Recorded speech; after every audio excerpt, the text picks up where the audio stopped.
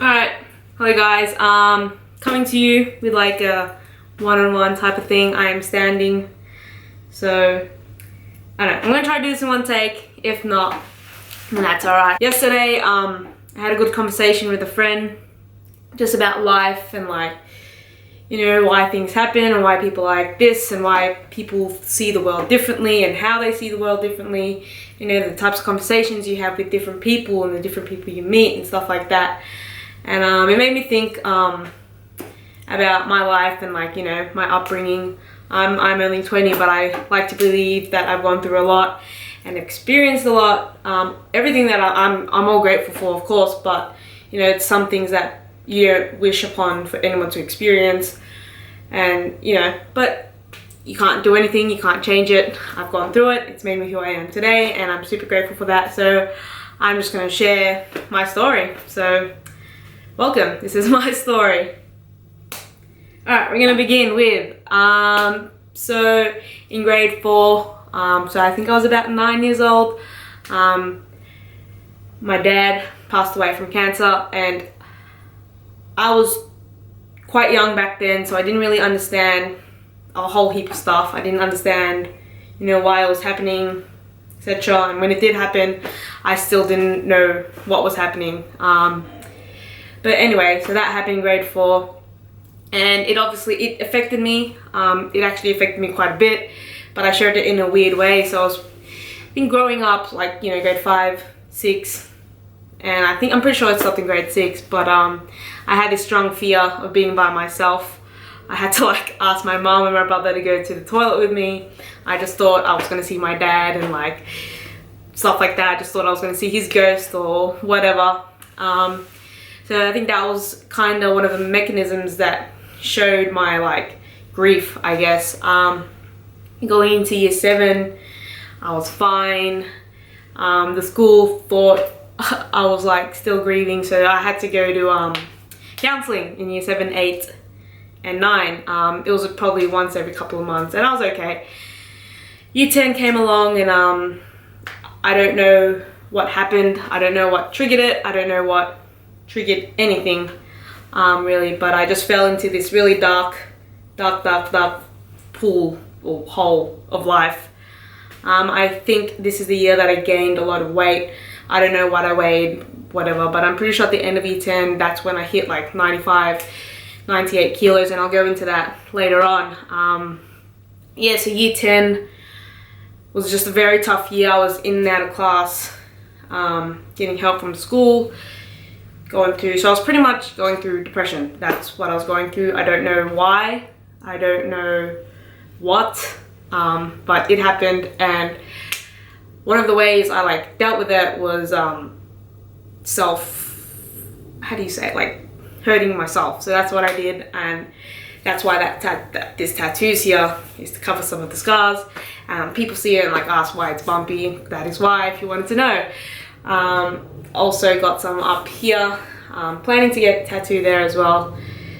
Not to cover them, I guess a little bit to cover them, but you know, it's something in the past now, something that I've grown from, and sometimes still affects me today, but that's alright, because I know how to get over it and stuff like that. So year 10, yeah, so I can't remember how old I was, probably 14, maybe 13, still pretty young. A lot of crying, a lot of loneliness, you know, all that stuff. I was getting help, but I would kind of just hold everything to me. So a lot of my friends didn't know what was happening, and obviously when you've got all these scars on your arms, you don't want to be seen in public, or you don't want to have them shown, like you don't do it so people can see it, etc. And so that was like all of year 10, and then at the end of year 10, so growing up, I've always been overweight. Yeah, I've always been overweight. So at the end of year 10, I had a deal with my brother that he would get me a gym membership, and I would start going, and I would start eating healthy. And I think it lasted for like a month or so. No, it didn't. I did it for like a few days, and then I got over it. Oh, and in year 10, I was working at Hungry Jack's, so I had a lot of free fatty foods, and that was great. But that's, anyway, in the past. So at the start of year 11, I started losing weight. It was like February 8. Jokes, I don't know. Start of February. Year 11, you know, I did everything. So I just pretty much went to the gym 3 times a week. I changed up my diet, stopped drinking soft drink as you do. I ate less and ate more fruit and vegetables, and that's all the changes I made. So it was all just like healthy lifestyle changes, I guess you want to say. And so I did that for like a couple of months, and it like I dropped, I want to say I know I dropped the first 20 kilos healthily. So I did the first 20 kilos very healthily, you know, no dramas. And then you know, when you're losing so much weight, you go through a plateau, which I hit. And I was like, you know, what do I need to change to keep this weight loss going type of thing? So I started my weight loss journey. I think I was like between 95 and 98 kilos, 4'10". Picture that. I'll probably immature. This is how fat I was. And yeah, so I'm like, what do I need to do to keep this rolling again?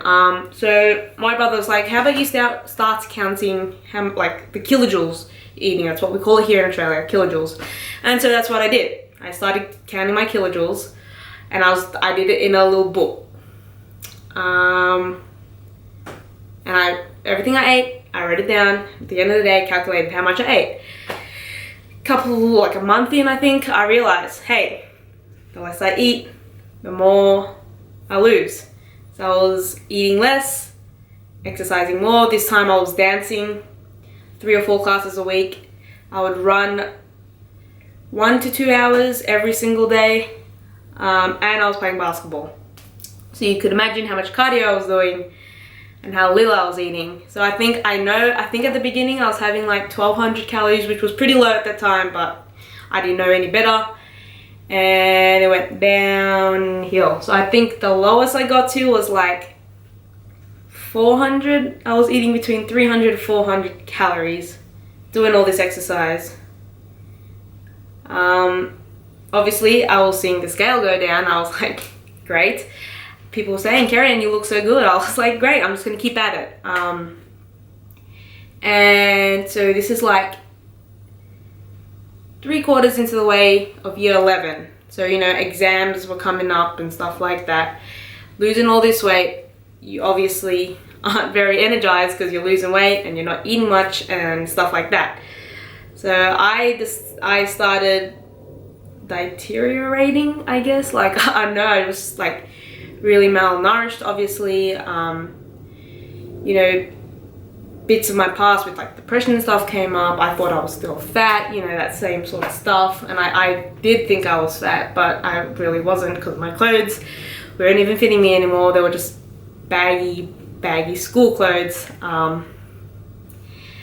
And got to a point where some friends, I don't want to say friends because, you know, when you're not really yourself, you're not really hanging with people. And I spent a lot of time by myself in year 11. I, you know, spent it with the counselor, with some teachers that knew what was happening, and I was pretty much alone. You know, my family kind of had an idea what was happening, but were scared to confront me. And you know, it makes me sad sometimes, but everything in life happens for a reason, and that's what I believe in. So yeah, thinking about it, I'm like, oh, but I'm okay now, so it's alright. Yeah, so I had a lot of time by myself. You know, you go from being like super overweight with no confidence because you're fat, and like nobody likes fat people, or back then anyway, to like super skinny. You have a bit of attention, like, oh, you look so great, but in the inside you feel like absolute horse shit. So yeah, going from no confidence being fat to no confidence being a little stick. So I was very shy. I was a shy person growing up. Going through this, I was still very shy. It got to the point towards the end of year 11, like I had to get pulled out of class. They told my mom, they just let my family pretty much know. And that's when I realized, like, what am I doing, or what's happening, and etc. pretty much what's happening. I was like, how did I get this so in life? Okay, so I think I lost the next 20 kilos in like 3 months after already losing 20 kilos. So towards the end of year 11, I weighed like 48 kilos, like 48, tiny, skin and bones, insert photo here. This is me, that was what I looked like. And yeah, obviously I wasn't happy. I had no one to talk to. I was just alone and sad. That's pretty much what I was. You know, old habits didn't come back up. Like I didn't hurt myself again. I didn't try to end my life, but I was just very, very sad. But that's okay. Just, yeah, very sad and lost and confused and didn't know any better. I'm pretty sure I still continue to eat very little. I know one of my like meals would literally be 3 leaves of lettuce and 3 slices of deli ham. I'm pretty sure that was like 30 calories, and that would be my lunch, and I'd be full, and that's all I ate. And then yeah, and then very, very end of year 11, my family tried to make me eat more, which was very hard.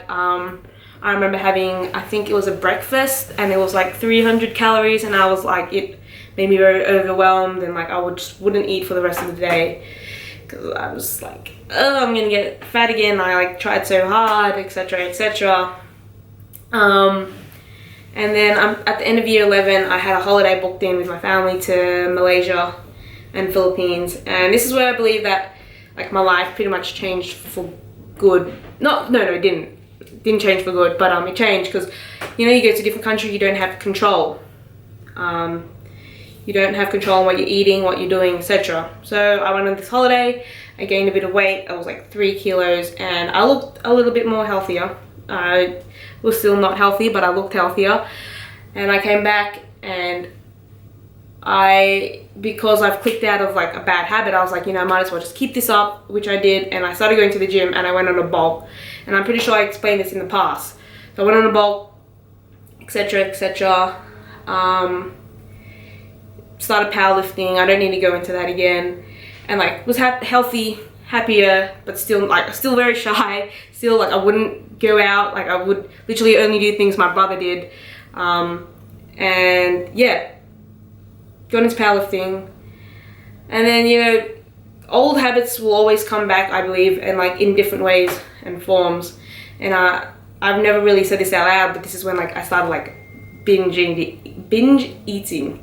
So I would just like eat so much, and then feel sick, and then go to sleep and wake up like, why did I do that? And that happened very often. I would sometimes throw it up, and you know, this is very, like, I've never said it out loud, and I'm saying it to you guys, and I don't know how many people are gonna watch this. Probably none, probably some, who knows. I don't really care. It's still going up on YouTube. And you know, you don't feel good when you eat a lot. Like I would eat, like, when I say a lot, I mean like a lot, like plenty of food. And this lasted very long, and like it happens still now, and you know, it's something I want to get over. And like since coming back from Asia, it hasn't happened, which is good. So we're gonna try to keep that up. And yeah, so like this leads me on to the next point. It doesn't really, but I'm going to include this about being me and being who I am because of all of this, and which wants me to talk about traveling. So last year was like the very first time that I decided that I was going to go somewhere interstate by myself, and that's what I did with powerlifting. I was going interstate by myself very often, being out there by myself. This video is very long, it's 14 minutes, but we're gonna keep going. Yeah, so I started doing these mini trips, and I was finding myself. I was, you know, being in a different environment without my family and without the people I'm most comfortable with, and I was just doing things that I wanted to do. I was eating things I wanted to eat, not being restricted on things I could do and stuff like that. And this is where, you know, I kind of like blossomed, and I became Carrie Ann. And you know, this happened all of last year, and then I went to Hawaii, and I spent some time in Hawaii by myself, although I was with my family.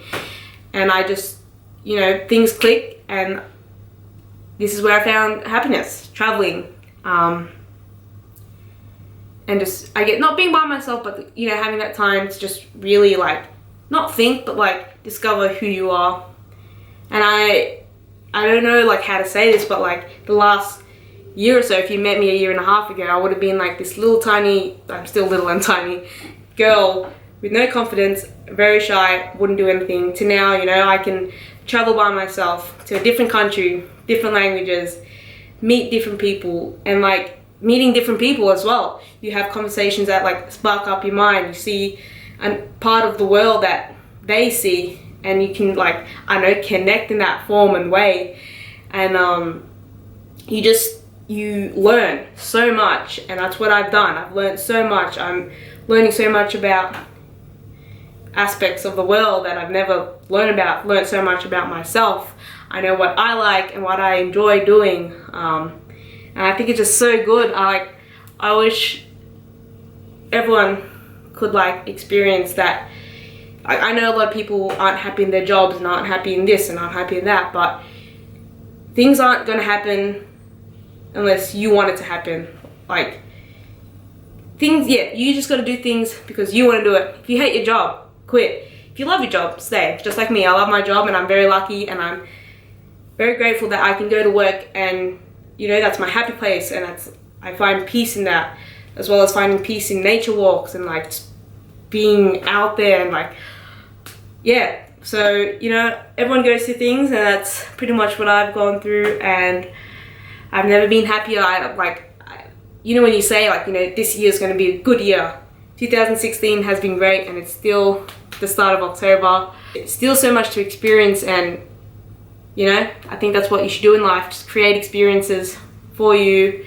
Stop living in this little hole. There's a whole world out there that you can see, do, live, adventure.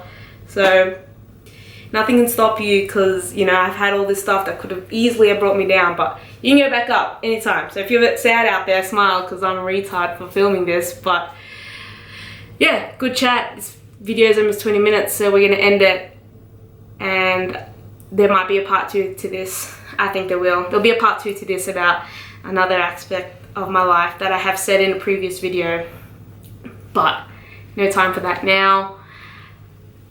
Cool. Thanks for hanging. Thanks for listening to me, and I'll catch you guys next time.